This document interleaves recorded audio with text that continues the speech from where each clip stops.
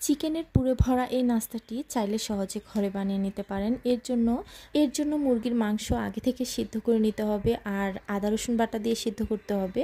এরপর সব ধরনের মশলা দিয়ে পেঁয়াজের সাথে মিশিয়ে ভেজে তারপরে মশলাটাকে কষিয়ে মাংসটা শেডেড করে দিয়ে দিতে হবে। 1 চা চামচের মতো ময়দা দিতে হবে ক্রিমি একটা ভাব আনার জন্য। এরপরে গোলমরিচের গুঁড়া আর গরম মশলার গুঁড়া, ধনে পাতা কুচি, কাঁচামরিচ কুচি দিয়ে ভালোভাবে মিশিয়ে নামিয়ে ঠান্ডা করে নিতে হবে।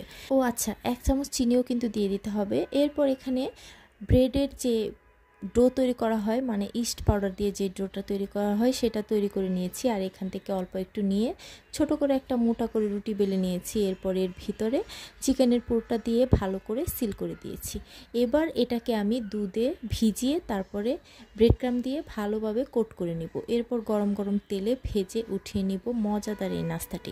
সম্পূর্ণ রেসিপিটি ভালোভাবে দেখতে হলে আমার চ্যানেলে ঘুরে আসতে পারেন।